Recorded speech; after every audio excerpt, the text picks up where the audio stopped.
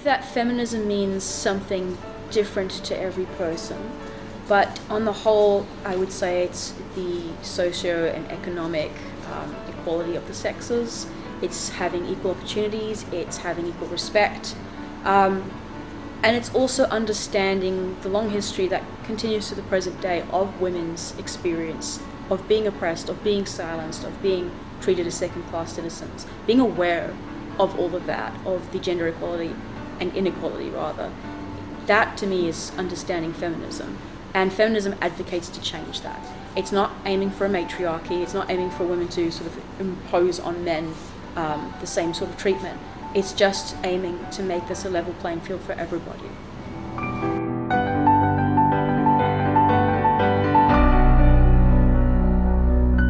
The main job that the Sydney Feminists is focusing on at the moment is media's depiction of gender and the way in which women are portrayed in media at the moment, because we feel that media has such a strong influence on everybody, and if we can break down some of those barriers or limitations that are being put on women specifically, but also women and men, then we can make things better.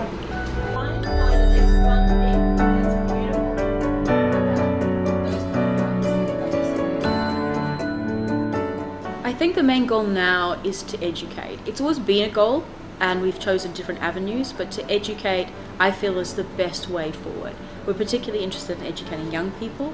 I feel like young people, I know it's a cliche, but they are the future, and getting them to see the things that took me far too long to see, while they are still young and they still have the capacity and the energy to change things, is very important. So yes, my goal is to sort of prepare the next generation coming up for the world that we're in at the moment, and give them the tools, whether it be language or knowledge or a pathway in activism, to effect the change they want to see in the world.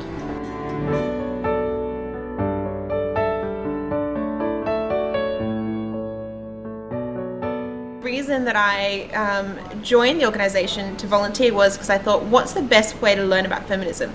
To volunteer at a feminist organisation. That's why I got into it. I knew nothing about feminism until I started, and my Instagram journey of being on the Instagram was my way to learn about feminism. So I've actually learned through posting and researching about posts. So these days the main activities have been continuing on with the documentary screenings.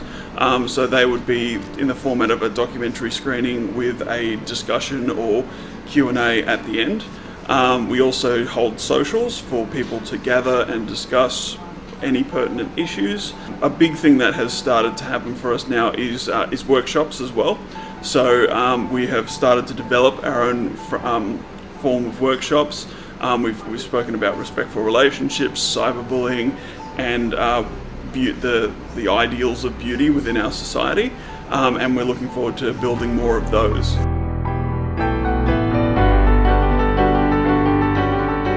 I think Western countries have the arrogance of thinking that, oh, but our women have it good now. You know, we've got equality.